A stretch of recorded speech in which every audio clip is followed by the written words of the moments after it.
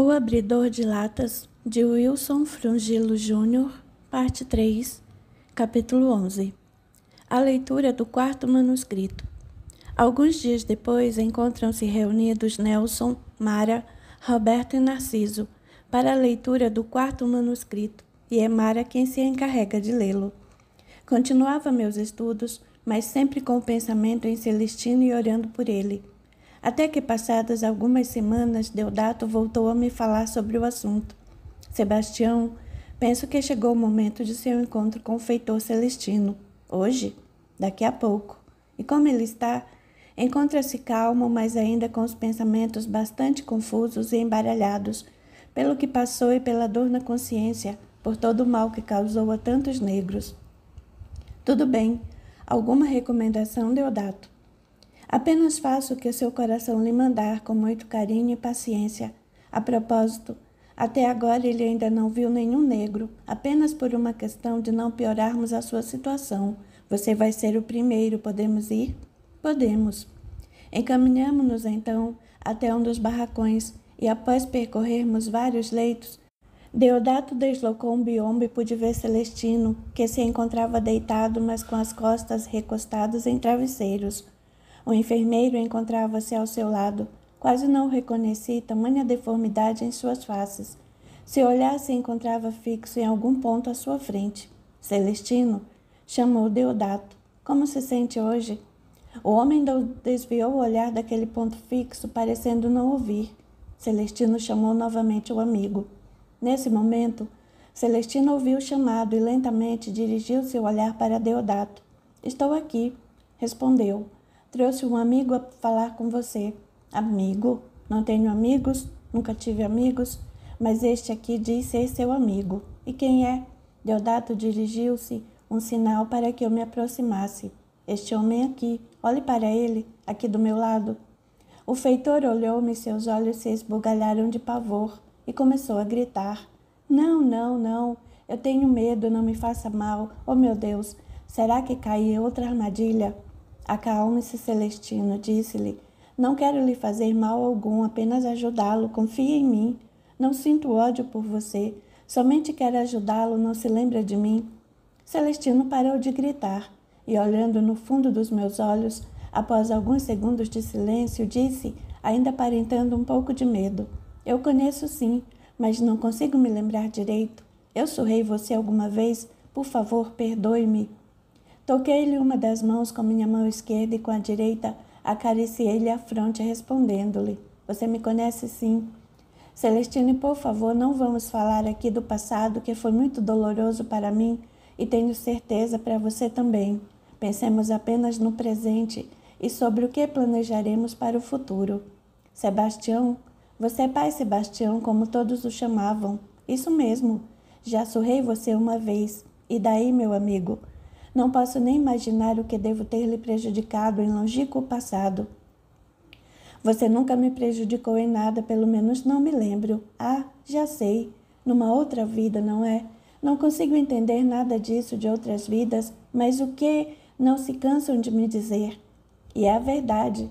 Já vivemos muitas vidas, mas isso não é o importante agora. No momento, somente quero auxiliá-lo. Nada poderá fazer por mim. Ninguém poderá fazer nada por mim, porque o meu mal, a minha doença está aqui dentro de minha cabeça. É o arrependimento, pai Sebastião. Esse mal tem cura, meu amigo. Mas como? Só se me fizerem esquecer tudo o que eu fiz. Não há necessidade disso. Mas como então? Trabalhando no bem, fazendo o bem para as criaturas que magoamos, ajudando-as a encontrar a felicidade. Essas minhas palavras, certamente a mim inspiradas por Deodato, ou outra entidade espiritual mais elevada, provocaram repentina mudança no infeliz.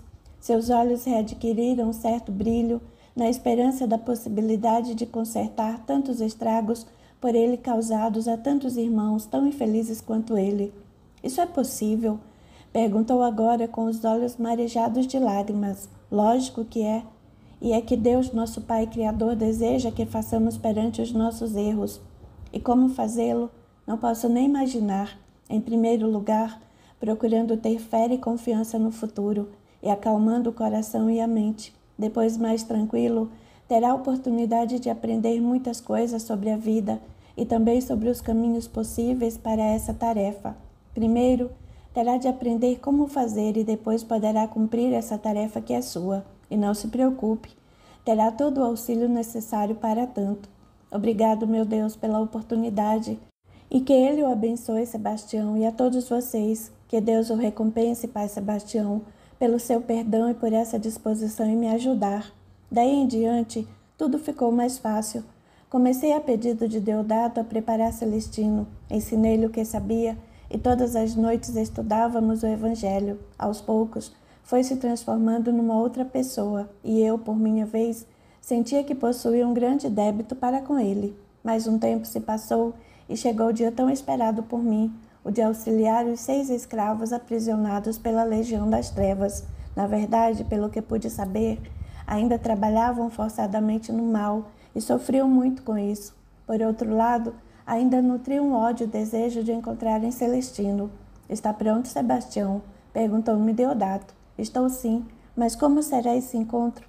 Será num terreno neutro. Uma equipe desta nossa colônia, devidamente preparada para isso, trará os 6 escravos para esse local e você irá falar com eles. Alguma instrução, Deodato? A de sempre, Sebastião. Paciência, muito amor e mente aberta às inspirações de espíritos que à distância de sua visão inspirarão. Mediunidade aqui? Sim, por que não? Somos constantemente inspirados por espíritos mais capazes, entidades superiores que nos auxiliam neste nosso trabalho. Pela primeira vez, dirigi-me acompanhado de outros trabalhadores e do próprio Deodato, até aquele ponto onde não havia nenhuma construção e que a denominava abertura da ferradura, e começamos a percorrer a estrada em declive. Caminhamos, sem nos cansar, por mais de 2 horas. À medida que caminhávamos, brumas cada vez mais escuras aumentavam de intensidade, escurecendo o ambiente a ponto de 4 elementos da equipe acender achotes, a fim de iluminar o caminho. Mais à frente, nos deparamos com uma clareira, pois essa estrada era cercada de árvores nos 2 lados. Árvores que, à medida que nos aprofundávamos mais, se tornavam mais secas e retorcidas. Detivemos os nossos passos a um sinal de Deodato e ali permanecemos por algum tempo, até que ouvimos vozes que se aproximavam. Para onde estão nos levando? Perguntava um deles, entre furioso e amedrontado. O que mais querem de nós? Já não fizemos o bastante? Não queremos mais, não queremos mais. Somente desejamos o feitor. Por que permitiram que o levassem? O que irão fazer conosco? Quem são vocês? Não os conhecemos. Essas vozes eram dos escravos que eram trazidos pela equipe de resgate e que nada diziam. Na verdade, não vinham amarrados nem acorrentados, apenas forçados mentalmente por aqueles espíritos do bem. E assim que irromperam na clareira, um deles, vendo-me, gritou: Pai Sebastião! E o outro: Pai Sebastião, fuja! Não deixe que eles o aprisionem também. Fuja, Pai Sebastião! Acalmem-se, meus irmãos do coração, disse-lhes tocado por forte emoção, reconhecendo-os todos, Noal, Antônio, Bento, Luiz, Caco e Mercedes. Estou aqui para ajudá-los. Fuja! Nada poderá fazer por nós, somos prisioneiros. Estamos aqui para libertá-los. Insisti calmamente. Por favor, sentem-se. Pediu-lhes um dos integrantes da equipe que os trouxera, com muito carinho na voz. Vocês não fazem parte da legião? Não. Eles não fazem parte da legião que aprisiona vocês, eu respondi. São espíritos trabalhadores do bem e os trouxeram até aqui para que possamos auxiliá-los. E o que poderão fazer por nós? E que interesse tem? Calma, já lhes disse, o de auxiliá-los como Jesus nos ensina. Jesus? Você fala como um padre, Pai Sebastião. Falo como um servidor de Jesus e desejo que não sofram mais. E a escrava então tomou a palavra. Não queremos mais sofrer e nem fazer outros sofrerem. Na verdade, o nosso sofrimento atual está sendo provocado pelo mal que fazemos a inocentes que nem conhecemos a mando da legião. Não queremos mais essa vida. Só queremos de volta o feitor. Disse um outro: Você o conhece, Pai Sebastião? Ele se chama Celestino. E para que o querem? Para fazermos justiça. Já não se banquetearam bastante com o sofrimento desse infeliz? Infeliz? Ele nos assassinou, é um assassino. Ele está arrependido por tudo que fez. Arrependido, e você acredita nisso? Espere, disse outro. Se você sabe que ele está arrependido, é porque sabe onde ele se encontra e esteve com ele. Sim, eu sei onde ele se encontra e estive com ele, sim. Então nos diga, pai Sebastião, precisamos apanhá-lo. Será que não percebem o que estão fazendo e o que já fizeram? Dizem que sofrem fazer o mal a criaturas inocentes. Não se arrependem disso? Nos arrependemos sim, como já disse, sofremos muito com isso. E por que continuam a praticar o mal? Porque somos obrigados. Ninguém pode obrigar ninguém a fazer o mal. Eles podem. Se não obedecemos, nos castigam. Libertem-se deles. Libertar-nos como? Basta que deixem de lado esse desejo de vingança, porque é esse sentimento de ódio contra Celestino que permite a legião do mal os aprisione. Esse ódio é a corrente que os prende a eles. Desistir de nossa vingança. E o que é mais importante para vocês? A vingança ou deixar de causar sofrimento a inocentes? Não percebem que estão agindo de maneira pior do que a do feitor? Ele pelo menos obedecia a ordens e nos castigava quando desobedecíamos às ordens do patrão. E essas criaturas que vocês castigam nem os conhecem. Se sentem arrependidos pelo que fazem, por que Celestino não pode também ter se arrependido? Quem pensam que são para julgar o grau de arrependimento de uma criatura? Percebia que não era eu quem falava com eles. As palavras saíam de meus lábios, porém, oriundas de um pensamento que me invadia a mente. Estava com essas palavras sendo firme, porém, as proferia com muito carinho. O que me dizem? O que preferem? Os 6 baixaram o olhar e Noal, que me pareceu liderá-los, após alguns segundos de reflexão, respondeu-me. Você, como sempre, tem razão, pai Sebastião. Para que sacrificarmos inocentes apenas para nos vingarmos? E não aguentamos mais esta vida. Queremos libertar-nos, mas não nos peça para esquecermos ou perdoarmos Celestino. Terão de fazê-lo se quiserem ser ajudados, mesmo porque virão para o mesmo lugar onde ele se encontra abrigado. E tenham certeza de uma coisa, um dia perceberão o erro que cometeram, pois entenderão que, na verdade, somos devedores a pessoas como Celestino, devedores em vidas passadas. Já ouvimos falar nisso, pai Sebastião. Em vidas passadas, você também acredita nisso? Sim, e tenho certeza de que acreditarão também. Somente lhes peço que me deem uma chance de auxiliá-los e de esclarecê-los. No momento, somente lhes peço confiança em mim e nestes meus amigos, e por favor nos acompanhem, não se arrependerão. Confiamos em você, pai Sebastião, e o seguiremos. Quando Mara termina a leitura e Narciso e Roberto erguem os olhos, pois se encontravam de cabeça baixa e olhos cerrados para se concentrarem melhor na narrativa, percebem assim como a irmã que Nelson, o pai, chora em silêncio. O que foi, papai? Por que chora assim? Esse trecho da narrativa me emociona muito. Parece que repusca algo de meu passado. Seu passado? Sim.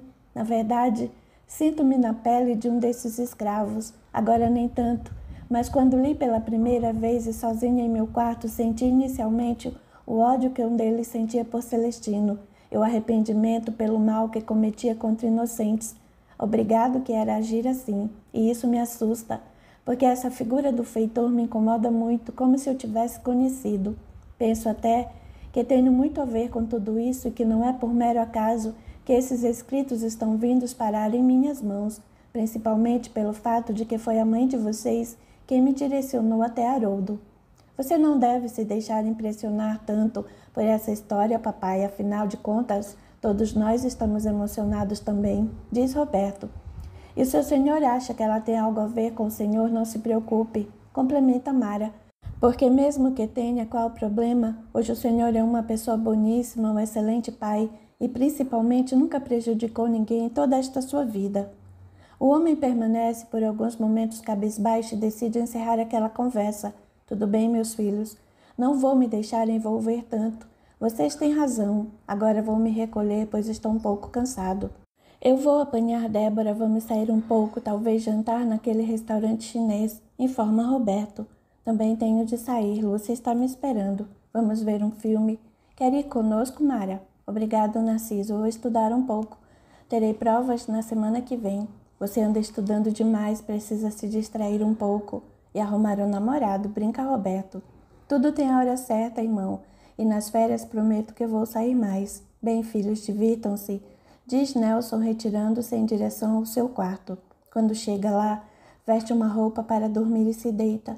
Faz uma prece e fica a pensar em tudo o que está acontecendo e não consegue tirar de sua mente a figura de Noal, o escravo que na narrativa foi considerado como líder dos outros 5, e percebe que se encontra agoniado, com enorme vontade de ler a sequência daquela história, da qual agora desconfia ter feito parte integrante no passado.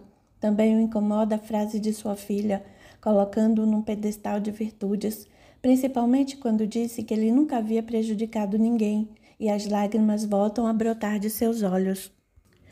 Capítulo 12. A feira.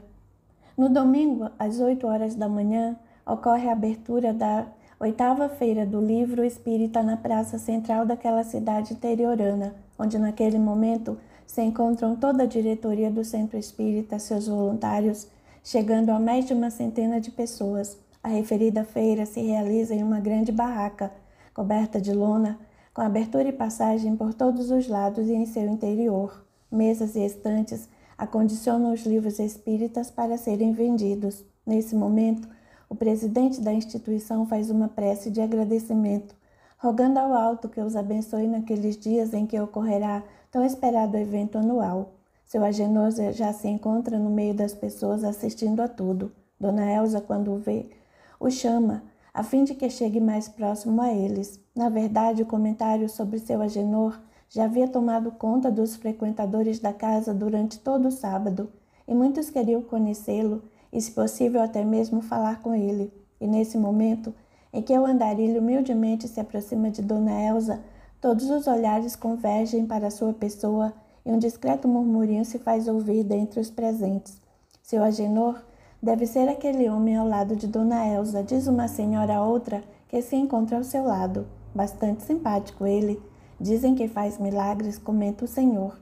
Ouvi dizer que o maior milagre dele sai de suas palavras, argumenta mais outra. Gostaria muito de lhe falar.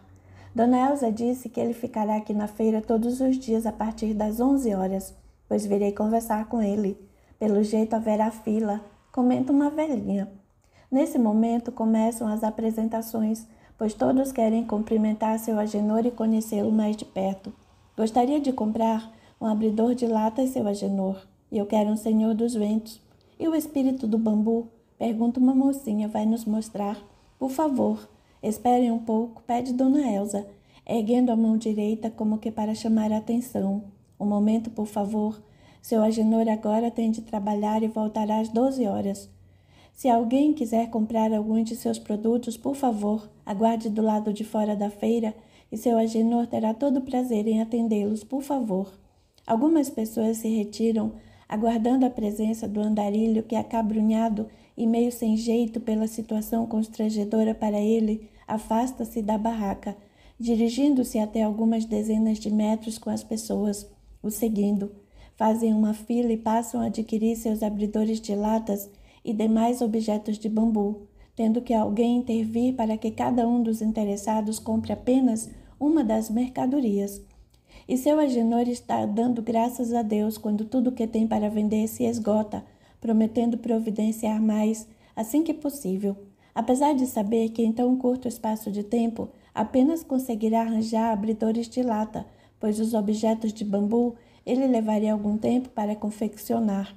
Infelizmente terminou tudo, meus irmãos, e agradeço muito a todos vocês por tê-los comprado. Dizendo isso, retorna à barraca para junto de Dona Elza. Não tem mais nada para vender, seu Agenor? Pergunta-lhe a senhora, sorrindo satisfeita e achando graça da fisionomia do homem, que não consegue deixar de transparecer certo ar de constrangimento. Eu não pensei, e nem sei porquê. Não se preocupe. Depois daquela nossa conversa anteontem, certamente, a notícia sobre o senhor se espalhou e todos quiseram colaborar. Tenho quase que absoluta certeza de que a maioria foi verificar se o seu abridor não estava já muito enferrujado.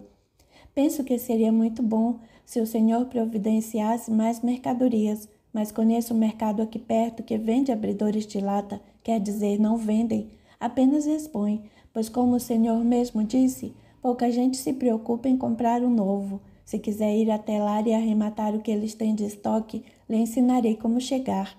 Agenor apenas sorri e concorda com a cabeça. Afinal de contas, terá de comprar mais mesmo, apesar de que não pretende vender mais nenhum naquela cidade. Irá comprá-los para vender na próxima, pois conseguiu lucro suficiente para almoçar o resto daqueles dias e ainda comprar alguns artigos de higiene pessoal e talvez até uma camisa e uma calça. E pretende também retornar um pouco na sua caminhada para apanhar mais bambu, a fim de confeccionar mais mercadoria. Vendeu-a toda, apenas lhe sobrando 2 mágicas do espírito do bambu, e para acalmar um pouco a agitação na feira, que lhe pareceu ser provocada por ele, despede-se e afasta-se, prometendo retornar ao meio-dia como combinado. Dirige-se então ao mercado que Dona Elsa lhe indicara e, como sempre, após verificar a quantidade de abridores de lata, procura o proprietário, a fim de lhe fazer uma oferta de compra. O homem não consegue entender porque aquele indisfaçável andarilho quer adquirir tantas peças e, desconfiado, somente concorda em vendê-las ao ver o dinheiro em suas mãos e examiná-lo bem, desconfiado de sua procedência. E quando Agenor sai com a mercadoria já acondicionada em sua sacola, comenta com os vendedores: mas cada louco que me parece. O que será que ele quer com tanto abridor de latas? O senhor fez um bom negócio, seu José. Já faz muito tempo que não vendemos um só desses abridores. Coloquei um lucrinho em cima e pronto. Mas o que será que esse homem quer com tantos abridores? Fica a pensar. São quase 11h30 e Agenor chega à feira após ter se alimentado frugalmente e com pouco gasto numa quitanda ali perto. Já seu Agenor. Sempre procuro chegar antes do horário quando combino algum com alguém. Dessa forma, não corro o risco de chegar atrasado. O senhor já se alimentou, já Dona Elsa. Não precisa se preocupar. Comprou mais abridores? Sim, mas não conte a ninguém. Minhas vendas aqui nesta cidade estão encerradas. O senhor poderia ficar rico, seu Agenor, brinca a mulher. Não quero mais essa tentação, Dona Elsa. Devolve também como uma pilhéria e renda a situação. Se vocês quiserem ir, já estou aqui para trabalhar. Muito bem, então. Este aqui é Jorge, nosso colaborador que se incumbe do caixa. Mais tarde ele será substituído. Vamos almoçar, mas logo estaremos de volta e outros voluntários também virão. Neste horário, poucas pessoas vêm à feira e creio que o senhor e Jorge poderão cuidar de tudo. Podem ir tranquilos. Se precisarem de alguma coisa, basta que me telefonem. Jorge sabe o número do meu telefone. Tudo bem. Dona Elsa e mais 3 pessoas se retiram para irem almoçar. Agenor e Jorge permanecem. São 14h15 quando Dona Elsa se aproxima da praça, juntamente com mais algumas pessoas que permanecerão durante toda a tarde na feira. E quando chegam a uma esquina, de onde podem visualizar a barraca, um senhor que faz parte daquela comitiva exclama: mas o que estará acontecendo lá na feira? Meu Deus, quanta gente! Exclama uma das mulheres. Dona Elsa aperte o passo, pede já que Elsa e mais 2 voluntárias se encontram mais para trás. O que foi, Matilde? Pergunta aproximando-se. Veja, mas o que é aquilo? Vamos depressa, seu Agenor e Jorge devem estar em apuros. Chegam quase a correr em direção à barraca. Quando se aproximam mais, percebem que existe uma fila de cerca de umas 20 pessoas aguardando a vez para efetuar o pagamento de livros que carregam, junto ao caixa, e mais outras tantas querendo falar pessoalmente com Agenor, que se postara sentada em uma cadeira enquanto alguém sentado em outra à sua frente o ouve.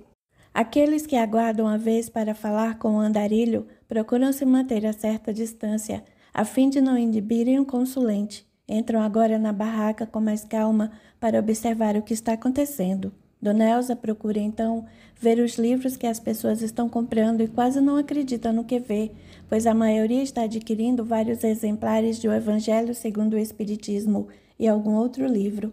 Alguns chegavam a comprar mais de 10 exemplares desse Evangelho, e de muitos houve eloquentes elogios ao andarilho, chegando mesmo alguns a nomeá-lo como santo homem.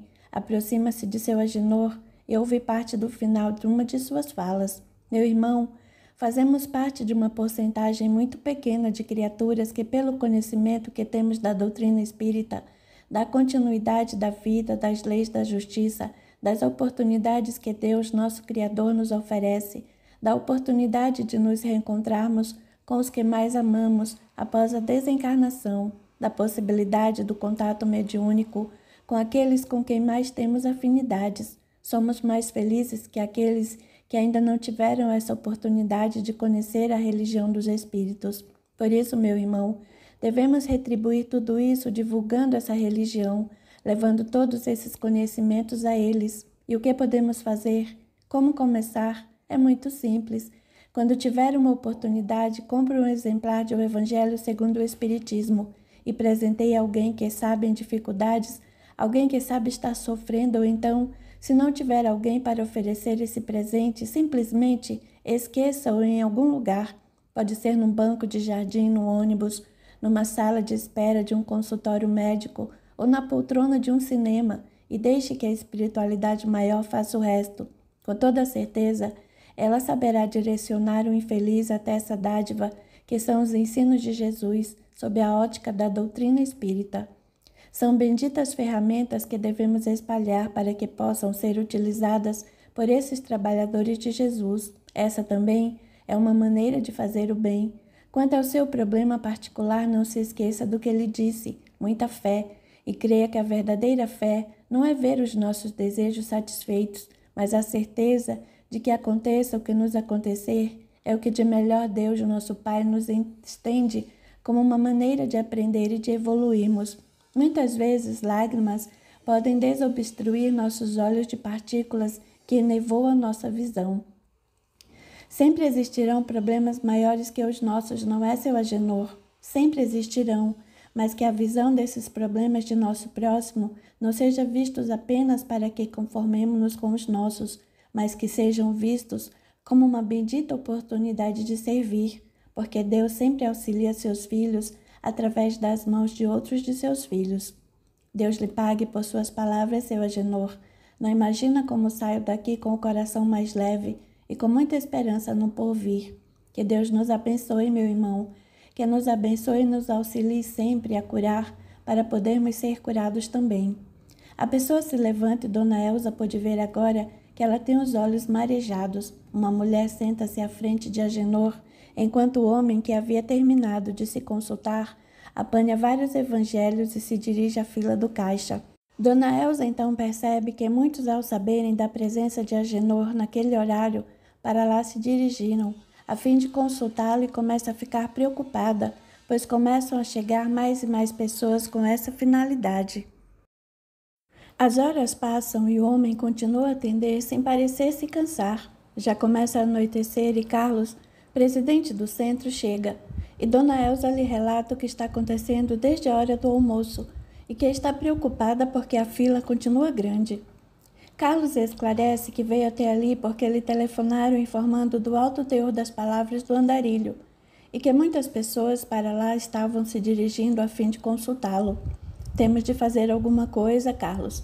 Seu Agenor já deve estar muito cansado, e se isso continuar assim, como serão os próximos dias? A notícia vai se espalhar e, pelo que estou sentindo, isso já está acontecendo, porque a fila já está bem maior do que a que encontrei quando aqui cheguei. E o que me diz Eusébio? Pergunta Carlos a outro diretor da casa espírita. Também estou preocupado, apesar de ele não me parecer nem um pouco cansado. O sorriso não lhe sai dos lábios. Vejo muitos espíritos ao seu lado, diz Dona Guiomar, médium vidente, enquanto um em especial parece lhe inspirar as palavras, outros lhe aplicam energias com o propósito de revitalizá-lo. Mesmo assim preocupo-me, insiste Dona Elza. Carlos então solicita um pequeno intervalo e conversa com Agenor. Por favor, meu irmão não está cansado? Há horas que está atendendo. Não me sinto nem um pouco cansado, seu Carlos. Mas deve estar com fome, diz Dona Elza. A fome pode esperar, responde humildemente. O senhor não se importaria se eu organizasse melhor esse atendimento? Ainda temos mais 7 dias e poderíamos estabelecer horários com senhas, por exemplo. O senhor pode organizar da maneira que desejar, seu Carlos. Apenas insisto em dizer que não me canso com o que faço, mesmo porque espíritos me auxiliam e sinto-me muito bem. O senhor é quem sabe. De qualquer maneira, pretendo limitar o atendimento diário a apenas 30 pessoas naquela barraca ao lado, levantada para o encerramento da feira onde, todos os anos, organizamos uma palestra no domingo.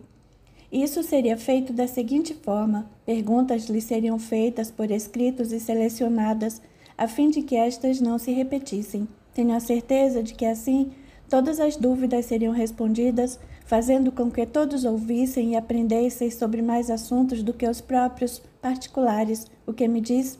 Pode ser, seu Carlos. Carlos pede, então, a atenção de todos e explica como será feito o atendimento de seu Agenor a partir do dia seguinte.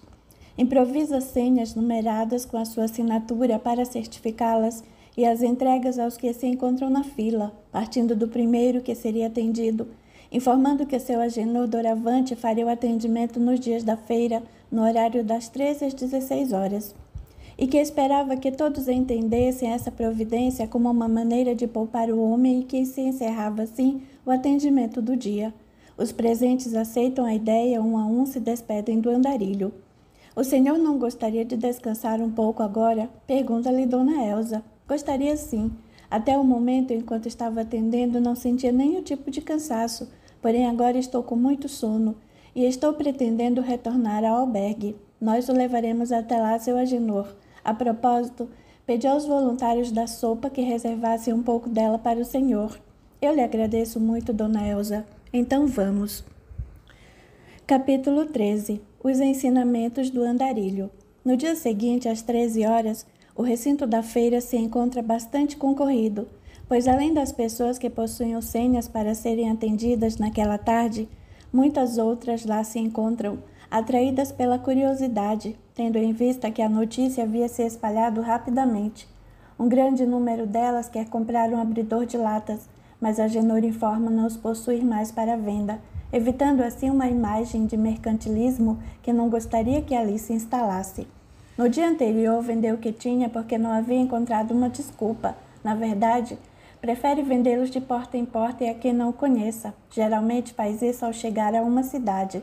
Nesse momento, Carlos chama as 30 pessoas que possuem senha e, distribuindo papéis e canetas, lhes pede para escreverem uma pergunta que resumiria o seu problema ou a dúvida de cada um.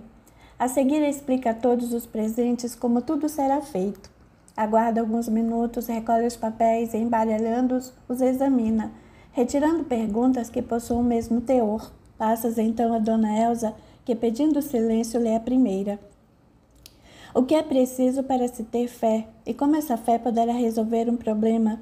Seu Agenor se levanta, reflete por alguns segundos e responde: Bem, penso já ter falado a respeito disso ontem para uma pessoa em particular. Agora tentarei abordar essa questão para que todos tomem conhecimento. Porém, antes de tudo, devo lhe dizer que a partir de agora não sou eu quem fala, mas espíritos lhe se responderão através de minha mediunidade. Dizendo isso, cerra os olhos, faz sentida prece em silêncio, rogando a presença e o auxílio da espiritualidade. Alguns segundos se passam e, tornando a olhar para os presentes, responde: Meus irmãos, a verdadeira fé não é o que todos pensam. A fé não significa a certeza de alcançarmos aquilo que desejamos, porque nem sempre o que desejamos é o melhor para nós e somente Deus, nosso Pai Criador, aquele que mais nos ama, sabe o que mais precisamos. Por isso, a fé, na verdade, é a certeza de que aconteça o que nos acontecer, é o que de melhor poderia nos ser concedido para a nossa evolução espiritual. E recebemos muito, podem crer. Agora o importante é que saibamos que Deus nos concede graças, sempre através de ações por parte de irmãos que cruzam nosso caminho. E da mesma forma espera que façamos algo por todas as criaturas que cremos necessitadas, porque com certeza a também lhe rogou auxílio. Precisamos sempre ver no próximo um provável espelho do nosso passado, porque se ele necessita de nossa ajuda, com certeza, um dia lá no passado também devemos ter trilhado difíceis caminhos iguais aos dele, e que com certeza devemos ter sido auxiliados por outra ou outras criaturas. Será que Deus não espera que façamos aos outros o bem que um dia também nos fizeram? Também temos de ver em nosso próximo o espelho de nosso futuro, porque hoje o nosso irmão pode estar precisando de nós, assim como poderemos um dia estar enfrentando o mesmo problema que o dele. Todos sabemos que temos de passar por várias experiências na vida para podermos aprender com elas. Também façamos uma simples experiência, sempre que a oportunidade surgir. Procuramos ver no necessitado que bate à nossa porta ou que nos estende as mãos em nosso caminho a imagem de um ente querido. Imaginemos um de nossos filhos, por exemplo, passando por aquela dificuldade e veremos com o nosso coração será tocado pela caridade. A grande chave é nos abrir as portas da felicidade. Hajamos com eles como gostaríamos que os outros agissem conosco e com os nossos. Nesse momento, Agenor retira de um dos bolsos o abridor de latas e o ergue para que todos o vejam. A fé é como este abridor de latas, só que ela abre corações para a felicidade. Mas assim como se tem de praticar uma ação para abrir as latas, também assim o é para se abrir o coração. E essa ação é a prática da caridade, a prática de boas obras e bons pensamentos que, pela justiça e bondade do Pai, que muito espera de nós, nos remete à felicidade. Nesse momento, pessoas disfarçadamente enxugam algumas lágrimas que tendem a abandonar os olhos, porque, além das palavras de Agenor, se encontram amparadas por espíritos que, presentes ali, as envolvem em vibrações de muito equilíbrio e paz. Seu Agenor silencia, cerra os olhos e Dona Elsa, entendendo que ele já falara sobre aquele assunto, lê a próxima indagação. Outra pergunta: qual seria o segredo da felicidade?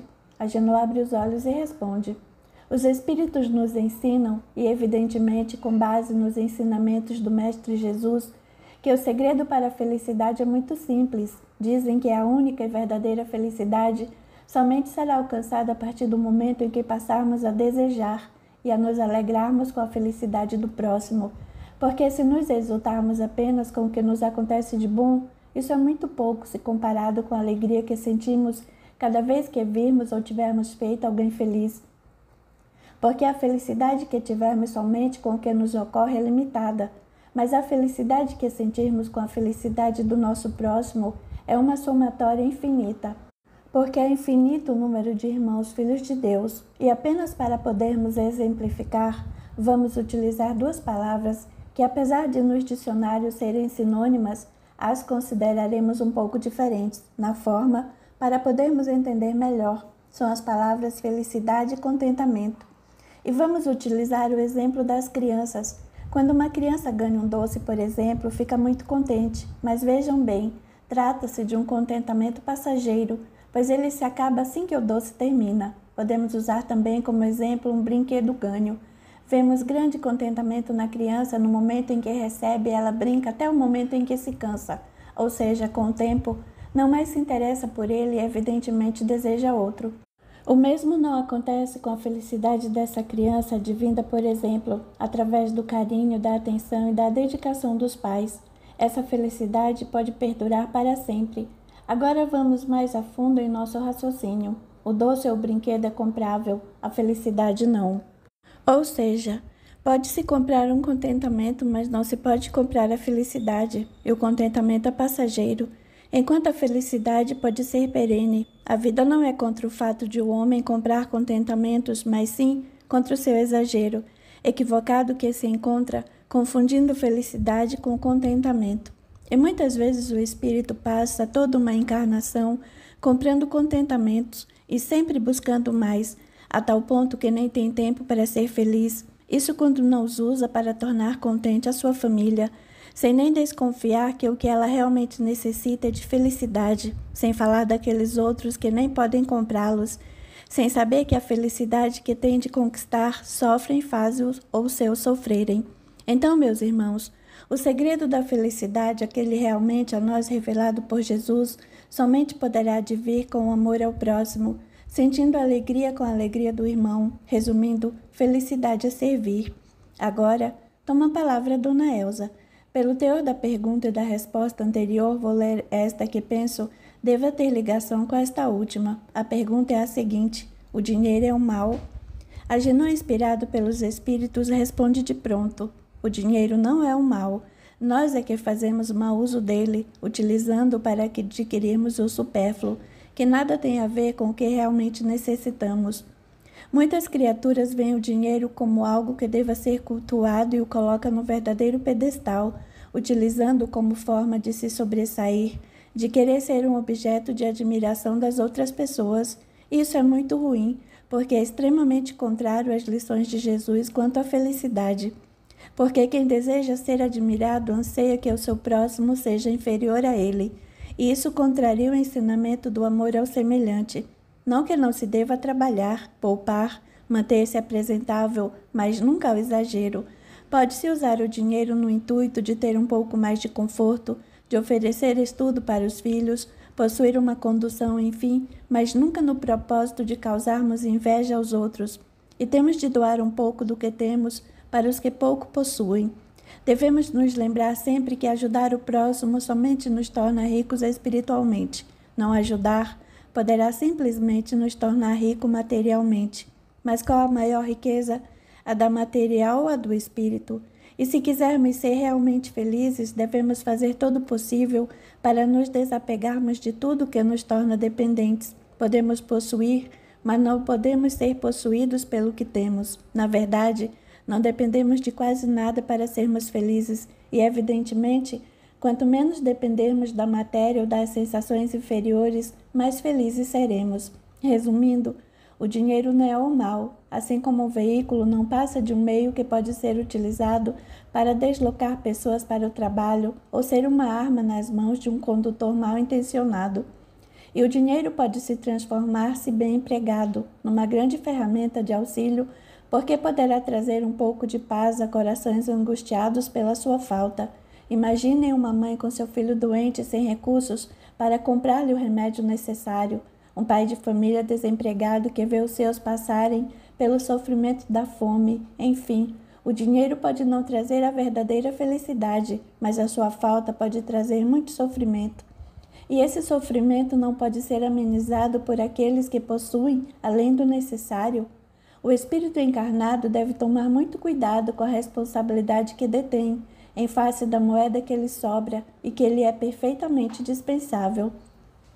Agora uma pergunta ecológica: o que o senhor pensa a respeito da poluição que assola o nosso planeta?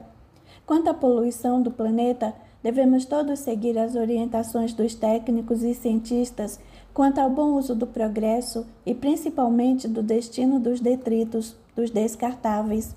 Mas o mais importante para que possamos ter a consciência de solucionarmos e colaborarmos com a despoluição do planeta é nos preocuparmos o quanto antes com a despoluição do nosso espírito, da nossa alma ou da nossa mente, como queiram classificá-las.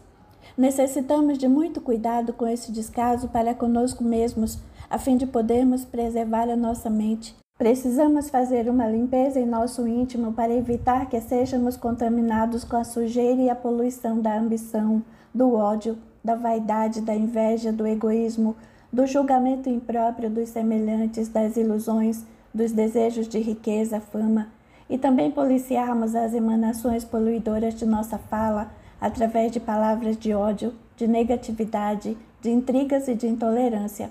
E lembrarão sempre que, assim como a natureza, a vida nos devolve a poluição que despejamos sobre os nossos semelhantes. Bons pensamentos nos trarão felicidade e saúde, maus pensamentos nos trarão vida miserável. Nesse momento, Dona Elsa não consegue mais fazer a pergunta seguinte, pois alguém faz outra em voz alta, continuando com o assunto. E o medo, seu Agenor? Também é uma forma de poluição? O medo, meu irmão, esclarece. É um sentimento de preocupação com o que pode ou não vir a acontecer conosco. Ele pode ser benéfico se utilizarmos apenas como precaução. Um exemplo de bom medo é aquele que nos impede de entrar numa jaula com um tigre, pois com certeza seremos devorados. Mas muitas vezes em nossa vida podemos muito bem resolver um problema em vez de sofrermos com antecedência.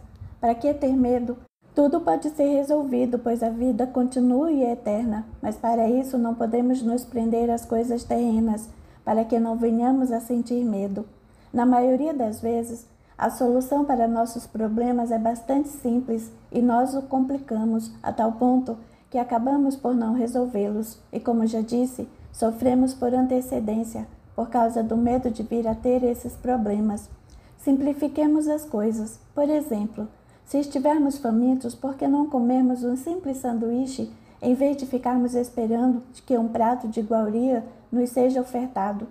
Se nos encontramos desempregados, por que não aceitarmos um trabalho, por pouco que com ele venhamos a ganhar, e pelo mesmo motivo, Não procuremos diminuir os nossos gastos supérfluos, diminuindo os nossos desapegos, como, por exemplo, trocarmos nosso automóvel do ano por um mais velho e mais barato, porque não podemos utilizar uma bicicleta se isso nos trouxer uma solução. Em vez disso, muitas vezes, bate-se de porta em porta, procurando um emprego igual ou melhor do que aquele que se possuía. Existem criaturas ricas ou de classe média felizes, mas existem pobres felizes também, e muitas vezes mais que muitos ricos e de classe média, porque a felicidade não depende do que se tem, mas do que se é. E devemos incutir essa ideia, esse posicionamento perante a vida em nossa família, na esposa, nos filhos, nos amigos e em todos os que cruzarem nosso caminho. Nesse instante, outra pergunta de um dos presentes é feita, pois, na verdade, um assunto desencadeia outro, e Dona Elza não consegue seguir as regras anteriormente acordadas. Agenor não se importa, e nem mesmo os presentes que parecem estar gostando da forma como tudo está correndo. E devemos levar a nossa vida sem nos preocuparmos com nada? Devemos nos preocupar sim, meu irmão. Devemos nos preocupar em fazer o bem, porque os Espíritos nos ensinam que não seremos julgados apenas pelo mal que tivermos ou não cometido, mas também pelo bem que tivermos deixado de fazer, e principalmente por todas as consequências oriundas desse bem que não fizemos, tendo a oportunidade para tanto, e sigamos com os exemplos das crianças. Dizendo isso, Agenor abre uma página de O Evangelho segundo o Espiritismo e continua. Jesus disse: Deixai vir a mim as criancinhas e não as impeças, porque o reino dos céus é para aqueles que se lhes assemelham. Prestem bastante atenção nestas palavras, que se lhes assemelham. O que significa isso? O que Jesus quis nos dizer?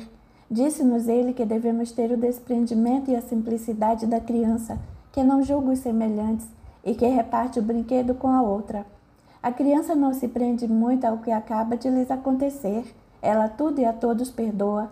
Pode chorar ao ser contrariada, mas logo está sorrindo e não se lembra mais do que ou quem a contrariou. Vivamos mais no presente, porque esquecendo o passado não teremos o que perdoar, aliás. Deus já nos deu o exemplo de que o passado não deve ser lembrado, haja visto o esquecimento de nossas encarnações. Enfim, nos espelhemos na simplicidade da criança, que não se importa com as aparências e sim com a realidade dos acontecimentos, sabendo como viver em harmonia com as outras, no desprendimento de repartir e na humildade de receber o que lhe é ofertado.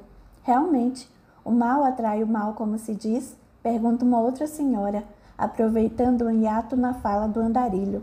O que acontece, minha senhora, é que a encarnação é como uma escola, digamos assim, como uma professora. Se não encararmos os nossos problemas, as nossas provações com fé e esperança, entendendo e procurando resolver tudo da melhor maneira possível, e nos limitarmos a ficar nos lamentando, essa professora irá entender que não aprendemos o que deveríamos aprender e nos oferecerá outros exercícios para que possamos exercitar mais.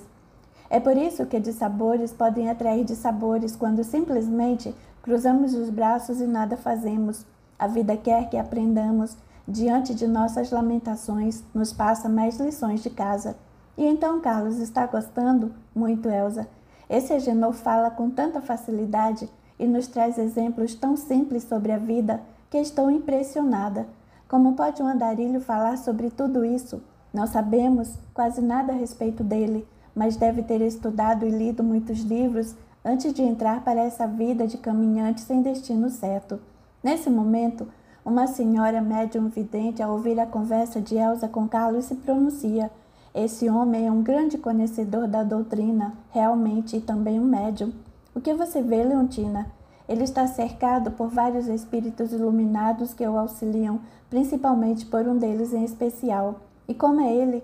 Trata-se de um negro de cabelos brancos, bigode e cavanhaque, e pelos trajes e pelo que sua aparência reflete, tenho certeza que tenha sido um escravo em outra encarnação. Um preto velho, Leontina, isso mesmo, um preto velho de muita luz. Nesse momento, uma outra pessoa lhe pergunta: fale-nos de um vício, seu Agenor. Bem, todos já sabem que o pior deles é o egoísmo, porque o egoísmo nos impede de fazermos o bem ao próximo, mas existe um outro, fruto do egoísmo e que nos traz muitos malefícios, que é a inveja. E como combatê-la? É muito simples, basta que procuremos ser felizes com o que temos e com o que somos. Podemos melhorar a nossa vida e o nosso eu, espírito, mas nunca invejar o que o nosso próximo possui ou o que ele é, porque corremos o risco de adquirirmos esse vício e nunca conseguirmos ser felizes por mais que tenhamos ou sejamos. E como já disse anteriormente, não devemos nunca provocar a inveja no semelhante, porque é um mal tão grande para aquele que a possui quanto para aquele que a provoca. E este último possui um grande débito perante a vida, porque ai daquele que venha causar um mal ao próximo. Por esse motivo é que devemos ser simples e humildes sem ostentação. Seu Agenor, comecei há pouco tempo a estudar a doutrina e ainda sou bastante leigo em alguns assuntos. Por esse motivo, perdoe-me se lhe faço uma pergunta, talvez imprópria. Pergunte, meu irmão. Devemos nos afastar das pessoas que sofrem porque erraram no passado? Não, porque não devemos julgar as pessoas pelos problemas que venham apresentar, tais como a pobreza, os defeitos físicos ou morais, achando que se ela é assim é porque alguma coisa de ruim deve ter feito no passado, em vidas pregressas, e que foi Deus quem as colocou nessa situação. Realmente a vida a colocou nessa situação, principalmente pelo que fez no passado, mas Deus permite que isso ocorra com ela por dois motivos. O primeiro é para que ela aprenda com essas provas e experiências, e o segundo é para que as pessoas que cruzarem o seu caminho também possam aprender, auxiliando-a. Se temos débitos e não há ninguém neste planeta que não os tenha, e queremos aprender a ser bons, aproveitando a oportunidade de uma nova encarnação, teremos de nos aproximar dos infelizes. Seu Agenor, não sou espírita. Apenas ia passando por aqui, comecei a assistir e estou gostando. E gostaria de lhe fazer uma pergunta, na verdade 3, certamente, relacionadas umas com as outras. Posso fazê-las? Pode e deve, Senhor. E as religiões? O que dizer daqueles que as representam? E por último, somente os espíritas estão certos? Muito boa sua pergunta. Em primeiro lugar, devo lhe dizer que Jesus não criou e nem fundou nenhuma das religiões que hoje o homem segue. As religiões são a maneira que o homem criou para explicar a vida e, principalmente, como devemos encará-la e qual seu destino após a morte. O Espiritismo tem a sua maneira de encarar tudo isso e acreditamos em tudo de bom que os espíritos superiores nos ensinam e continuam nos ensinando através de suas comunicações. Aliás, uma das certezas do espírita que é da possibilidade de comunicação entre os dois lados da vida, ou seja, este mais material com o espiritual. Também acreditamos nas leis de causa e efeito e na reencarnação como meio de se fazer justiça e, principalmente, de se propiciar um aprendizado aos espíritos. Quanto a representantes de Deus na Terra, acredito que não devemos nos considerar assim, porque quem somos nós neste planeta inferior de provas e expiações?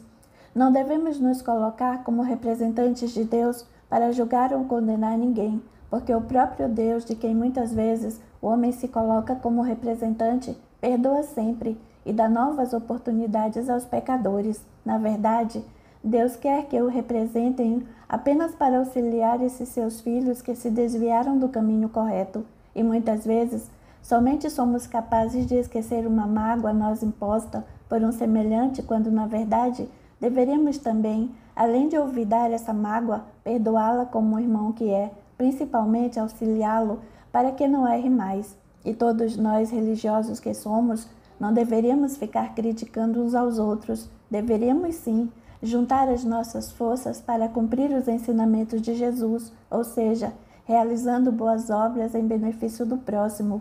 Quanto ao Espiritismo, devo lhe dizer que não podemos achar que esta nossa doutrina já encerra todas as verdades, porque temos muito que aprender ainda, já que nos encontramos num planeta bem inferior.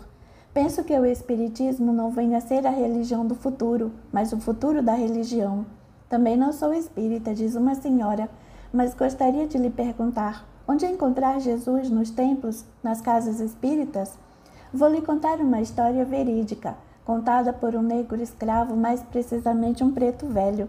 Deve ter sido contada por aquele espírito que vejo ao lado de seu Agenor, Dona Elza, diz Leontina.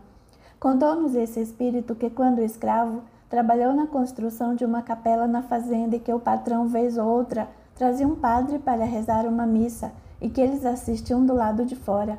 Passado algum tempo, foi trazido um outro padre, moço ainda, que havia assumido a paróquia de uma cidade próxima e que era a primeira vez que ali vinha para rezar.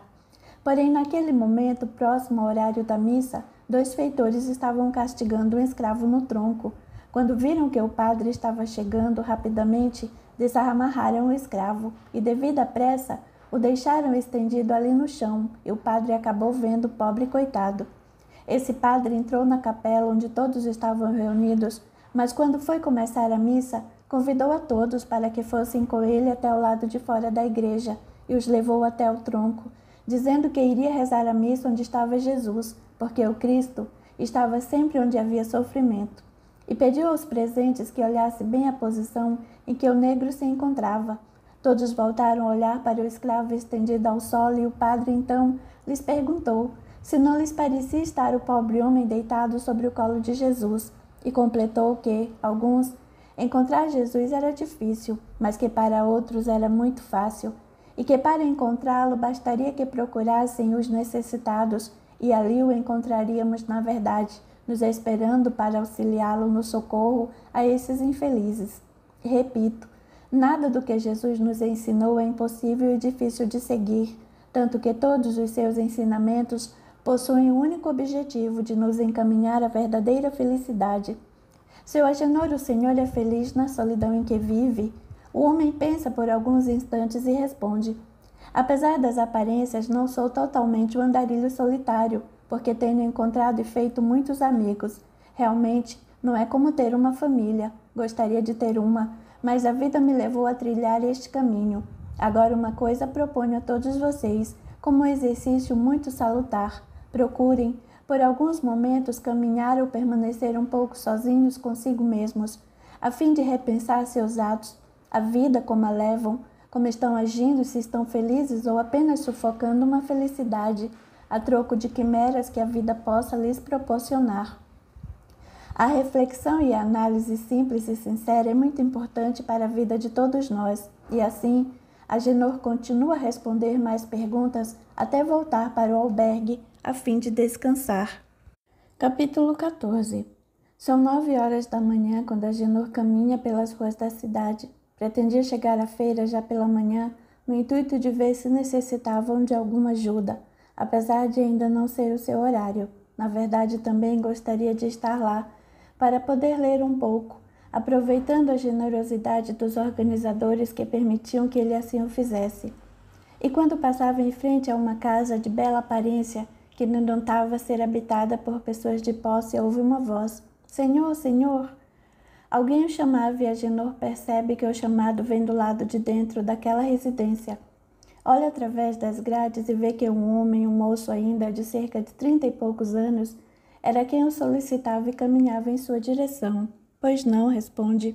Seu Agenor, não é? Sim, o senhor me conhece? Conheço e gostaria de lhe fazer um convite. Um convite? Isso mesmo. Gostaria muito que tomasse o café da manhã comigo. Quer que eu tome o café da manhã com o senhor? Foi o que eu disse? Responde o homem, abrindo um portão e estendendo a mão para cumprimentá-lo. Agenor oferece a sua surpreso e então aceita o meu convite. Bem, não sei, por favor, nesta sua casa. E por que não venha, entre? Agenor acompanha o homem entrando por uma porta de madeira maciça e colhindo os detalhes e segue-o através da extensa sala de estar até outra porta, maior que a primeira de vidro, que os leva até uma varanda muito bonita, terminando com um gramado e uma piscina de água muito azul e limpa.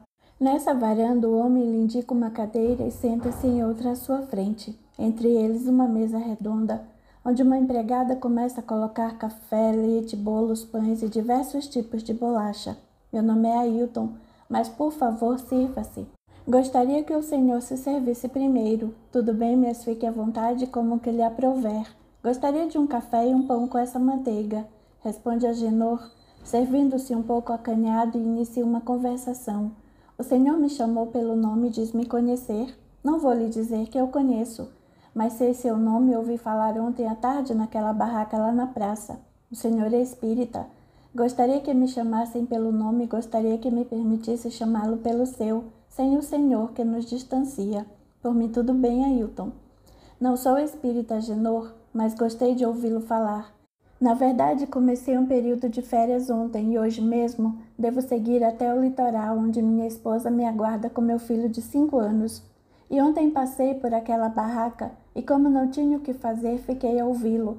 Já faz tempo que não tiro uns dias de férias e desde cedo caminhava pela cidade. Na verdade, tenho esta casa apenas para passar algum fim de semana longe da poluição da capital onde trabalho. Sou muito rico, Agenor. Herdei os negócios de meu pai e praticamente tripliquei os lucros. Possuo uma operadora de empréstimos e aplicações. Para que entenda melhor, arrecado dinheiro de aplicadores e o aplico através de empréstimos. Ganho muito dinheiro. E ouvindo falar, fiquei com muita vontade de conversar com você. E por coincidência, agora de manhã, vejo passar defronte de minha casa. Aí não resisti, estamos aqui.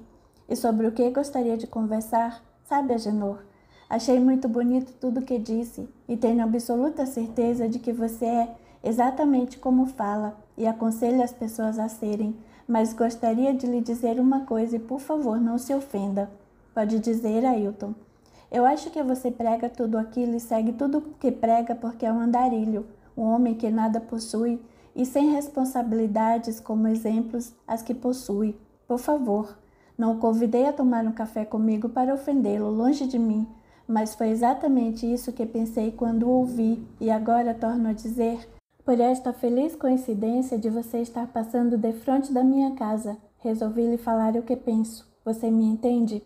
Entendo perfeitamente como pensa, mas devo lhe dizer que é só você seguir o que eu disse, tenho certeza absoluta, virá a ser mais feliz do que já é.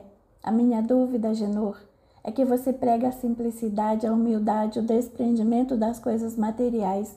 Mas pelo que imagino, se todas as pessoas fossem seguir os seus conselhos, ninguém mais trabalharia, ninguém mais produziria e todos ficariam vagando como você pelo mundo. E somente posso imaginar pessoas morrendo de fome, se não houver homens que produzam, que façam o progresso acontecer. Se todos fossem como você, seria o caos no planeta. Mais uma vez, não estou querendo ofendê-lo com a minha maneira de ver. De qualquer forma, gostaria de lhe dar a palavra para que me explicasse tudo isso e que ficasse à vontade para refutar tudo o que eu lhe disse. Agenor sorri calmamente e iniciei a explicação solicitada. Ailton, você simplesmente confundiu as minhas palavras. Em nenhum momento eu disse que as pessoas deveriam ser como eu, levar a vida que levo, pois somente sou como sou por força das circunstâncias. O que eu falo e aconselho é que as pessoas trabalhem pelo progresso, que progridam, mas que não se apeguem em demasia às coisas materiais, porque isso somente as fará sofrer. Mas como, Agenor? Veja o meu caso. Para que meus negócios tenham sucesso, necessito apresentar-me bem com roupas caras, tenho de chegar a encontros com clientes com carro de luxo, tenho de levá-los para almoçar nos melhores restaurantes, porque tudo isso faz parte de uma estratégia de mercado que atrai a confiança do cliente. Imagine você se eu fosse fazer um negócio com roupas simples, com um automóvel velho e caindo aos pedaços, e convidasse os meus clientes para comer um sanduíche de mortadela. Com certeza, não depositariam confiança em mim. As pessoas preferem fazer negócios com pessoas bem-sucedidas financeiramente.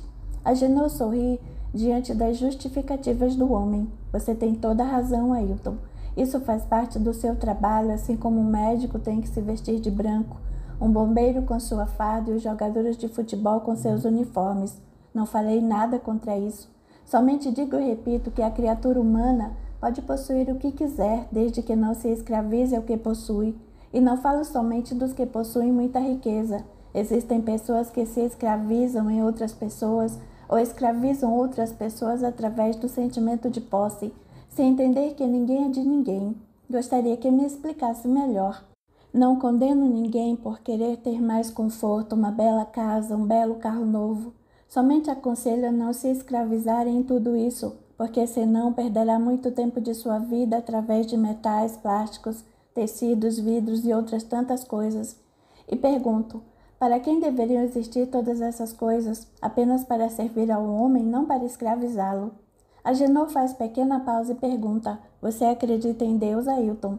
Não sou muito ligado em religião alguma, e com toda sinceridade penso que ainda não cheguei à idade de me preocupar com isso. E nem gosto de pensar nisso tudo porque quando pensamos em Deus, inevitavelmente nos vem à mente a ideia da morte, pois deveria vir à mente a ideia da vida, porque Deus é vida e a morte não existe. Somente o corpo fenece ou você acha que tudo termina com a morte? Penso que não, mas não quero me preocupar com isso agora. Penso que são assuntos com os quais os velhos devam se preocupar. Você acha que somente os velhos abandonam o corpo físico? Não, moços também morrem, mas a probabilidade é menor e quero viver até os 100 anos se for possível. E se isso não acontecer, e além do mais 100 anos passam depressa se o compararmos com a eternidade da vida, o que você quer dizer com isso? Como você administra a ideia de ter de largar tudo que possui e passar para o lado de lá da vida com as mãos vazias? Não quero nem pensar e não penso. Ailton, tenho certeza de que isso não irá lhe acontecer. Você é um moço forte, dá para notar, cheio de saúde. Mas e se isso ocorresse? Não iria sofrer muito abandonando os seus bens materiais aqui no plano da matéria? Iria sim, Agenor, disso tenho certeza. É sobre isso que falo. Procuro alertar as pessoas para isso, para que não se prendam, não se escravizem. Mas como conseguir isso, Agenor, não possuindo nada? Não, Ailton. Não possuir não traria nenhuma lição, porque a maior lição, o maior mérito, é ter e conseguir ser humilde, bom, generoso, compreensivo, sem opulência, sem o desejo de causar inveja aos outros. O homem fica pensativo por alguns instantes, até tomar a palavra novamente. Agenor, de alguma forma, você não deixa de ter razão. Sabe, meu amigo, vou resumir para você. Não há mal algum em possuir coisas, não há mal algum em ter, mas é preciso antes de tudo ser para se conquistar a felicidade. E ser é um verbo de duplo sentido, porque ele pode estar sempre apontando para qualquer das condições antagônicas da natureza, seja ela material, fenomênica ou humana. Aquilo pode ser claro ou escuro, um momento do tempo pode ser dia ou noite, pode ser frio ou quente, e a criatura humana pode ser boa ou má, e consequentemente feliz ou infeliz. E o que prego às pessoas é que, seguindo os ensinamentos de Jesus, poderão ser boas e felizes, independentemente dos bens que possuem ou não, desde que façam bom proveito dos bens materiais, no sentido de empregá-los também da melhor forma possível para a felicidade do próximo e não somente da própria. E nisso residem 2 exercícios, o do desprendimento e o do amor ao semelhante. Ailton olha de soslaio para Agenor com a fisionomia grave de quem tudo entendeu e começa a se preocupar. Veja você mesmo, Ailton. Diz que já faz muito tempo que não tem férias. O trabalho é enobrecedor, mas nem a ele temos de nos escravizar no afã de ganhar cada vez mais, porque o tempo é implacável. E quando menos esperamos, somos chamados de volta. E o que aprendemos de proveito nesta nossa passagem por aqui? Quanto amor distribuímos? Você falou que se todas as pessoas seguissem o meu modo de vida, sem nada fazer, que o mundo se tornaria um caos. Você tem toda razão nisso, toda razão mesmo, profunda razão. Mas o mundo não seria também um caos se não permitíssemos que os outros também tivessem a oportunidade do trabalho por causa do nosso egoísmo em querermos conquistar a maior quantidade de trabalho para podermos ganhar e possuir cada vez mais? Por que desejar tudo se poderemos ser mais felizes com um pouco menos? Porque se não tivermos tempos para sermos felizes, e de que adianta termos tanto se estivermos cercados de infelizes? Porque pouco conseguem na vida, às vezes nem comida, nem remédios para seus filhos. Já vi muito, Ailton. E ninguém possui mais simplesmente porque Deus o escolheu para ser mais feliz que os outros. Senão Deus seria injusto, pelo mesmo motivo que ninguém tem tão pouco para ser mais infeliz. É por isso que ele disse que o mais importante não é o ter, mas o ser. O que Deus deseja é que aprendemos a lidar com os 2 lados da moeda, e é por isso que as encarnações sucessivas são a única maneira de se entender a justiça e a bondade do Pai. Ailton permanece alguns instantes pensativo. Gostei muito da conversa com você, Agenor, afirma Ailton, mais consciente agora das explicações recebidas. E vou procurar conhecer um pouco mais sobre essa doutrina dos espíritos. Hoje mesmo, antes de viajar, passarei pela Feira do Livro e pedirei a alguém que me indique alguma obra. Se você estiver lá, gostaria que me indicasse. Com todo prazer. E me perdoe, Agenor, pela maneira como lhe expus o que pensava. Na verdade, penso que queria mesmo provocá-lo um pouco para que me convencesse de algo que não sabia bem o que era. Sei disso. De qualquer forma, gostei muito da sua presença. Fazia tempo que não me sentia tão bem. Acho que essa história de energia positiva deve ser real, porque penso ter sido envolvido pela sua. Mais tarde. Que bom que eu encontrei aqui, Agenor, diz Ailton, chegando à feira por volta do meio-dia. Assim poderá me indicar alguns livros. Que bom! E quais você me indica? Bem, tem os livros de estudo e romances que ensinam muito também. Para começar, gostaria que lesse aquele que eu considero mais importante, que é o Evangelho segundo o Espiritismo. Depois, se quiser conhecer mais a fundo, lhe indicaria as outras obras de Allan Kardec e os romances do espírito André Luiz, psicografados por Chico Xavier, que veio complementar as primeiras. Diga-me uma coisa, Genor. O espiritismo é muito antigo?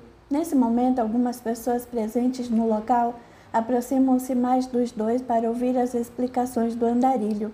Na verdade, Ailton, a essência do espiritismo se perde no tempo. Para você ter uma ideia e poderá ler a respeito nas primeiras páginas desse livro que lhe indiquei, Sócrates, filósofo grego há mais de 400 anos antes de Cristo, seguido por seu discípulo Platão, já pressentiu a ideia cristã e os princípios do espiritismo.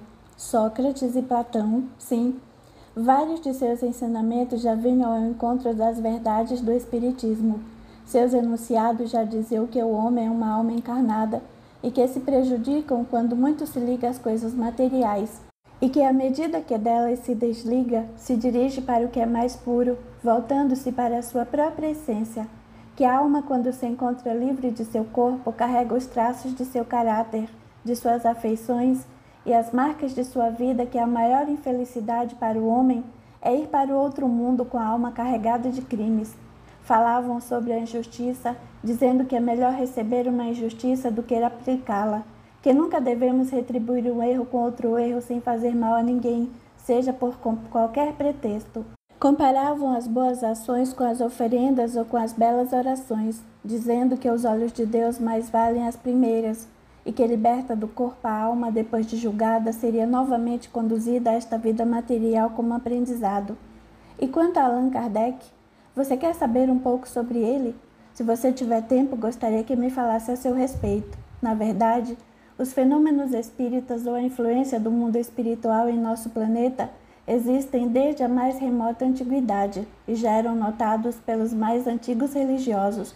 Porém, no século passado foi que esses fenômenos começaram a ser mais constatados pelo povo.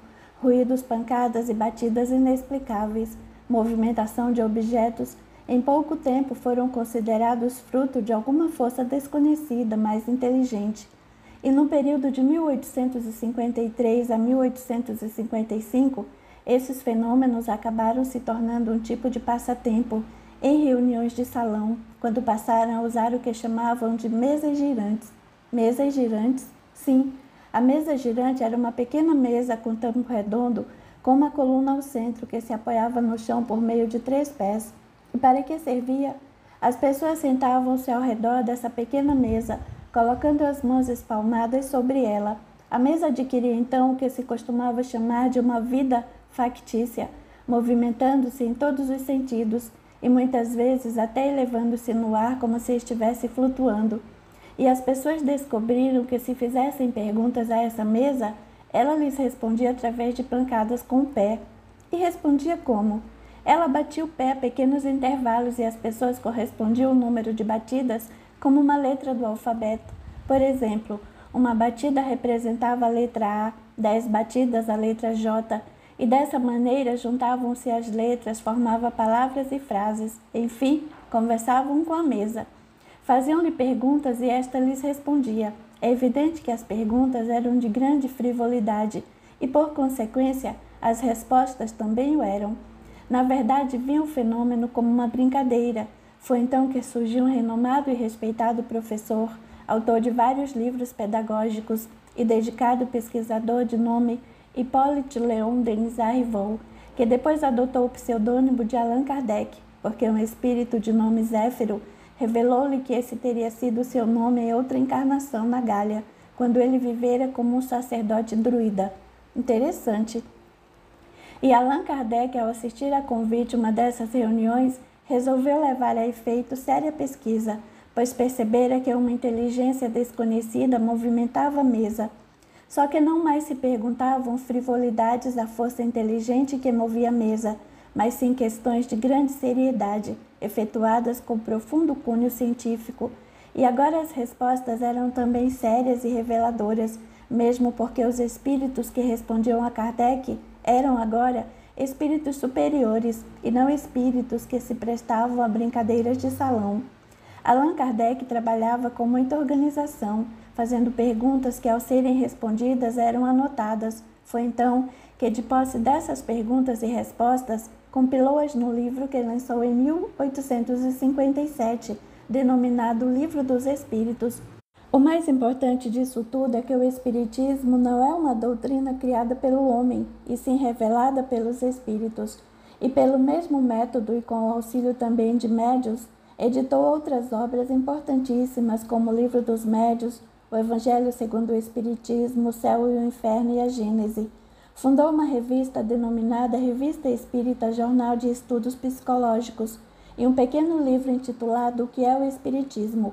Allan Kardec devotou-se tanto à divulgação do Espiritismo, termo este de sua autoria, que após a sua desencarnação foi possível lançar o livro Obras Póstumas com todo o material que tinha deixado para publicação. Pretendo levar toda a coleção de Kardec e os romances que me falou, de um espírito, André Luiz, psicografados por Chico Xavier, não? Isso mesmo. A seguir solicita a um dos atendentes da feira que providencie os livros para Ailton, e este, assim que os apanha, faz mais uma pergunta. Agenor, para um andarilho você me parece inteligente demais. Você teve estudos? Tive sim, Ailton, mas esse é um assunto, se me permite, para uma outra ocasião. Compreendo. Bem, agora devo ir-me. E muito obrigado por tudo, meu amigo. Creio que este dia de hoje deve ter sido muito importante para mim. Muito obrigado mesmo. Eu é que lhe agradeço por sua hospitalidade hoje de manhã e lhe desejo uma boa viagem e que Deus o abençoe, a sua esposa e ao seu filho. Vá em paz. Até um dia. Capítulo 15. Elucidativo encontro de Nelson com Haroldo. Boa noite, Haroldo. Boa noite, Nelson. Por favor, queira entrar. Convido o antigo amigo. Sente-se e fique à vontade. Esther tem visita. Não precisa incomodar sua esposa, Haroldo. Só necessito conversar um pouco com você. Boa noite, Dr. Nelson. Cumprimenta a esposa de Haroldo chegando à sala. Boa noite, Esther. E por favor, não precisa me tratar por doutor. Boa noite então, Nelson. Tudo bem com você? Pergunta-lhe. Na verdade, Esther, nunca imaginaria encontrar-se novamente com aquele homem que por muitos anos foi muito amigo de seu marido e que chegaram a ir ao casamento dele com Carmen, com quem manteve estreito laço de amizade. Depois seu marido se afastou de Nelson, simplesmente alegando que não mais estavam se dando bem, sem nunca ter lhe revelado o motivo. Quando Carmen veio a falecer há 4 anos, ficou sabendo através de uma amiga em comum. Sabia que agora Nelson vinha procurando por Haroldo, interessado que se encontrava pela doutrina espírita, e até ficou feliz com a reaproximação dos dois. Tudo bem, Esther. Dentro do possível para um homem que viveu toda a sua vida correndo atrás de negócios e de lucros. Hoje quase pouco faço. Tenho deixado toda a carga de trabalho para meus 2 filhos homens, Roberto e Narciso. Mara apenas estuda, cursa medicina. Fico muito feliz, Nelson. Haroldo já me havia contado sobre os seus filhos. Bem, agora vou deixá-los a sós para conversarem. Quando quiser, Haroldo, traga-lhes um café. Não precisa se incomodar, Esther. Minha conversa não vai demorar muito tempo. De qualquer maneira, estou na cozinha, basta me pedir. Esther se retira e Haroldo toma a iniciativa da conversa. E então, Nelson, tenho estudado bastante, tenho lido muito, principalmente os manuscritos, e confesso que esses escritos têm me perturbado bastante e preciso lê-los novamente com mais calma. Continuam perturbando você? E muito. Já lhe falei sobre o que pai Sebastião me disse, sobre a dívida que diz ter para comigo e que gostaria que eu o ajudasse no auxílio a outros escravos que estiveram envolvidos conosco? Sei. É justamente sobre isso que vim lhe falar. Sabe, Haroldo, tenho a impressão de que tudo o que ali tenho lido já vivi em outra vida. Às vezes parece-me que estou vendo ou mesmo recordando aquele ambiente. Parece-me conhecê-lo. Chego a pensar que tenho algo a ver com Celestino. Com Celestino? E que ligação poderia ser essa? Nelson fica alguns segundos em silêncio até responder de um só fôlego e com muita coragem. Tenho a sensação de ter sido um dos escravos, mais precisamente Noal, que queria se vingar dele nessa passada encarnação. Algo mais nessa história o faz pensar assim? Digamos algo mais expressivo, mais contundente, mais real? Sim, bem, você conhece um lado negativo de meu passado nesta presente encarnação. Conheço. E até tentou demover-me do que estava fazendo. É verdade. Até cheguei a me afastar de você porque não concordava com tudo aquilo. Certo, e não o culpo por isso. O que acontece, Haroldo, é que a noite passada tive um sonho muito real. Primeiro com minha esposa, depois com pai Sebastião, e tive uma visão. E que visão foi essa? Vi o rosto de Celestino como se uma fotografia me tivesse sido apresentada pelo preto velho. Uma fotografia. Não foi bem uma fotografia. Pai Sebastião aproximou a palma de sua mão direta sobre meus olhos e, fechando-os, vi nitidamente o rosto do feitor. E você o reconheceu? Sim, não, foi só isso. Quando fixei bem meu olhar sobre aquela visão, esta se transformou no rosto bem conhecido por mim, o da pessoa que você prejudicou. Conclui Haroldo com segurança. Isso mesmo. Você não pode imaginar, Haroldo, como dói um remorso, exclama o homem, vindo às lágrimas. Posso imaginar. Mas por que não o procura? Por que não o procura e o ajuda? Porque ele está morto. Morto? Isso mesmo. Sei até onde está enterrado e penso que pode ter sido um suicídio. Suicídio? Sim. Foi atropelado numa avenida bastante movimentada, pelo menos foi o que meu funcionário pôde descobrir. Meu Deus, pobre rapaz. Se me lembro bem, seu nome era Cláudio, não? Sim. Você sabe se ele tinha parentes, Haroldo? Tenho certeza que não. Como é do seu conhecimento, Cláudio frequentou muito tempo este centro. E quando tudo aconteceu na época, eu também era um jovem, um pouco mais velho que ele e o conhecia, porém não tínhamos muito contato. Sabia ser ele um grande conhecedor da doutrina e prestava preciosa colaboração a esta casa. Quando soube o que você estava fazendo, procurei dissuadi-lo de seu intento. Lembro-me. Na época, seus pais já haviam desencarnado e depois de tudo o que aconteceu com ele, sei que alguns amigos o aconselharam, mas de repente não o vi mais e pelo que soube não tinha nenhum parente e nunca mais tive notícias suas.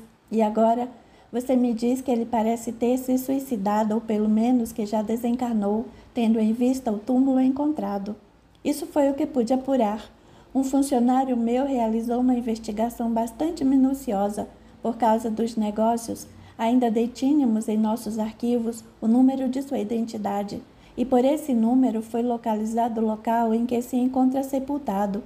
Meu funcionário verificou os documentos do cemitério, é ele mesmo, mas também vim falar com você, Haroldo, porque algo aconteceu de muito estranho com um de meus funcionários, inclusive o que na época foi meu porta-voz de toda a negociação, ou se quiser melhor denominá-la, de toda a trama.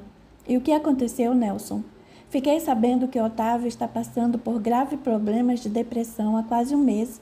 Faltou vários dias ao serviço. Sua esposa pensava que ele estivesse trabalhando, vindo a saber, através de um conhecido, que ele ficava quase o dia todo caminhando pela cidade ou sentado em uma praça. Até pensava que ele estivesse em férias, depois trancou-se em seu quarto.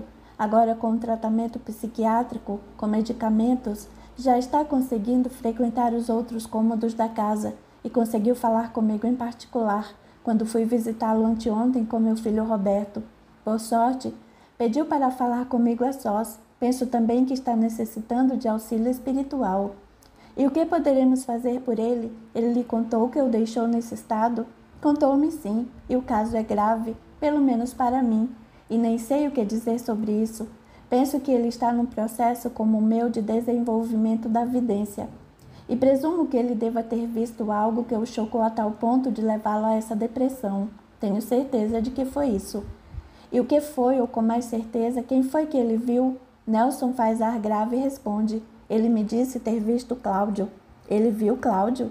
Ele tem certeza disso? Tem. Então ele deve ter visto o espírito. Foi o que pensei. E em que condições foi isso e o que ele fez? Otávio relatou-me que havia ido no fim de semana até a cidade de... Esqueci o nome agora. Bem, não importa. Ele me disse que tinha ido a uma cidade com os amigos para pescar. Quando já estavam para chegar ao destino, Pararam num restaurante desses à beira da estrada para comerem alguma coisa. De repente, distraído que se encontrava, olhou para fora, para o pátio, onde se localizava um posto de combustível, e viu alguém que lhe chamou a atenção. Naquele momento, sem saber o porquê, era uma pessoa que vinha se encaminhando em direção a uma das vidraças do restaurante e que, ao chegar próximo a este, quase chegou a colar a cabeça no vidro para espiar em seu interior. E foi aí que ele levou um grande choque. Era Cláudio? Diz ele que sim, e que após alguns segundos sem saber o que fazer, não resistiu e correu para fora do recinto. Com o olhar preso naquele rosto, porém, teve de passar por entre um corredor de produtos que se encontravam à venda, momento em que o perdeu de vista. Disse-me ele que a porta de saída se encontrava a cerca de 2 metros daquela vidraça, mas que assim que saiu, até poucos segundos, Cláudio desaparecera. Afobado, correu para os 2 lados da construção, mas não viu mais. Ele pode ter se confundido, foi o que eu disse a ele, mesmo porque, conforme me descreveu, Cláudio se encontrava bem mais velho e trazia um semblante bastante sereno. A única coisa que posso deduzir é que ele tenha visto o espírito. Bem, Nelson, eu tenho 2 considerações a fazer. A primeira é que se Cláudio desencarnou moço ainda, e bom rapaz como era, mesmo com a hipótese de ter se suicidado, com certeza sua aparência espiritual, se o víssemos hoje, através da mediunidade, seria correspondente à imagem daquela época e não envelhecida, principalmente se seu semblante estivesse tão sereno como Otávio descreve. Entendo. Em outro ponto a se levar em consideração é que talvez Otávio tenha vindo a se culpar por todos esses anos, e quando viu alguém que lhe lembrou Cláudio, teve esse choque. A propósito, ele sabia que Cláudio já tinha desencarnado? Não sabia. E você lhe disse? Ainda não. Ele acredita tanto tê-lo encontrado que penso que essa revelação somente viria a complicar o seu estado. Bem, Nelson, penso que não deve se preocupar muito com isso, porque pelas explicações que lhe dei, não há como essa pessoa que ele viu ser um espírito. Não tenho tanta certeza, Haroldo. Insiste Nelson. Por quê? Porque algo mais aconteceu com Otávio. E o que foi? Quando ele chegou à cidade, depois de algumas horas, viu Cláudio novamente. Viu, sim. Só que desta vez chegou a falar com ele. Haroldo, que se encontra sentado à frente de Nelson, inclina o corpo mais à frente, numa tentativa de não perder uma só palavra do amigo, pelo interesse e pelo rumo que aquela conversa estava tendo. Falou com ele? Isso mesmo. Otávio, no momento em que seus companheiros de pescaria estavam numa loja especializada em artigos de pesca, escolhendo materiais, saiu em direção a uma praça defronte à loja e viu quando Cláudio caminhava numa calçada do outro lado daquele logradouro público. Desta vez, não se permitiu perdê-lo e o cercou, fazendo-o parar. Contou-me ele que era Cláudio mesmo, reconheceu de pronto. E daí? Disse-me ele que lhe perguntou se ele era Cláudio. O homem olhou fixamente e lhe perguntou por que queria saber. Otávio então lhe disse que era muito importante saber, e Cláudio novamente lhe perguntou por que motivo fazia aquela pergunta e se valeria a pena saber. E Otávio, com lágrimas nos olhos, pediu-lhe perdão por todo o mal que lhe fizera. E Cláudio? O homem lhe disse para que nunca mais se preocupasse com isso, que passado era passado e que todos nós temos de viver o presente, e que ele estava vivendo feliz com o seu. Otávio não teve mais dúvidas e lhe perguntou se ele o perdoava e se ele, Otávio, poderia fazer algo em seu benefício. Cláudio lhe sorriu, colocou ambas as mãos sobre seus ombros, fez-lhe um gesto de carinho em seus cabelos e lhe disse que se isso era tão importante para ele, que soubesse que já o havia perdoado há muito tempo. Mas esse homem não poderia estar apenas tentando resolver o problema de um desconhecido, que sofria porque queria ser perdoado por alguém e que ele tinha confundido com essa pessoa? Não, Haroldo, porque esse homem lhe disse que já o havia perdoado e a mim, citando o meu nome e o de Carmen, minha esposa. Depois abraçou fortemente Otávio, pediu que Deus nos abençoasse a todos e, despedindo-se, virou uma esquina e desapareceu. Agora lhe pergunto, por que Otávio ficou tão deprimido assim? Para mim, ele só pode ter visto um espírito, porque somente Cláudio poderia ter lhe dito tudo isso que disse. Em parte você tem razão, mas se for assim, Otávio deve estar desabrochando vários tipos de mediunidade ao mesmo tempo, principalmente por ter sentido o abraço do espírito. Isso é uma das coisas que mais me incomoda, Haroldo, porque um de seus amigos que se encontravam na loja viu quando Otávio foi abraçado por Cláudio. Teria ocorrido uma materialização. Bem, Nelson, se tudo isso realmente aconteceu, somente pode ter ocorrido isso, ou esse amigo de Otávio também ter evidência, e tenha ocorrido uma grande coincidência. O que me deixa um pouco confuso é a aparência dele envelhecido. Não sei o que fazer. Façamos o seguinte: deixemos Otávio pensar que realmente Cláudio está encarnado e que conversaram. Para ele, tudo não passará de um problema de consciência que o psiquiatra poderá administrar com medicamentos, e reservemos o nosso auxílio se porventura ele voltar a ter visões que comprovadamente tenhamos plena convicção de que a causa seja a vidência. Concordo com você, Haroldo, mas agora estou em dúvida quanto a tudo isso, porque, e se realmente aconteceu essa dupla evidência ou mesmo uma materialização, algum motivo deve ter por trás de tudo isso, afinal de contas, é muita coincidência. Uma mediunidade em mim desabrochada repentinamente, depois da leitura desses manuscritos de Pai Sebastião, onde me vejo fazendo parte dessa encarnação, inclusive identificando-me com o escravo Noal, a identificação de Celestino com Cláudio durante o sono, algo bem real, e agora essa aparição justamente com Otávio. Não sei o que pensar, Haroldo. Sinto-me muito confuso e o meu remorso aumenta cada vez mais. Nesse momento, Nelson entra em prantos, enquanto Haroldo procura acalmá-lo aplicando-lhe passes. Quando o homem se acalma, Haroldo lhe revela: sabe, Nelson, recebi ontem um novo manuscrito e junto dele uma carta do andarilho, dizendo-me que esses escritos não lhe pareciam mais com a continuação de um livro que poderia ser editado, mas sim de um recado de Pai Sebastião. Como assim? Vou buscá-lo e pediria a você que eu lesse para podermos discutir mais sobre esse assunto. Pois me faça esse favor, Haroldo.